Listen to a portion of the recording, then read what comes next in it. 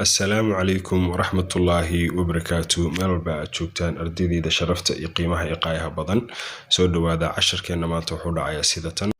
Classroom language for teacher. 1.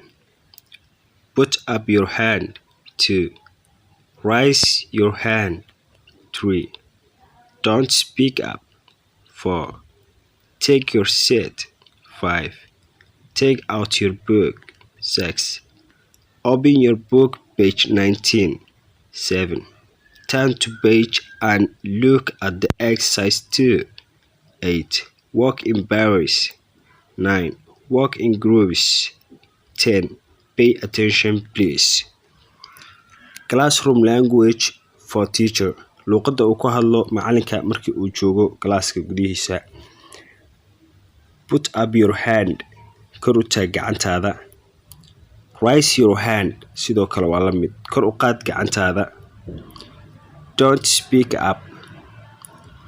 Kor ha u hadlin amba ha qeylinin. Take your seat. Fadhiiso. Sit down waa fadhiiso. Take your seat. hadduu macalinku dhaho galaaska soo gashid waa booskaaga qaada macnaha booskii lagugu talagalay fadhiiso. Take out your book. la soo bax buuggaaga. Open your book, page 19. fur buuggaaga welibana page-ka 19aad. Turn to page and look at the exercise. 2. 8. Walk in pairs. u shaqeeya si lamaana ah. Walk in groups. u shaqeeya si group ah. Pay attention please.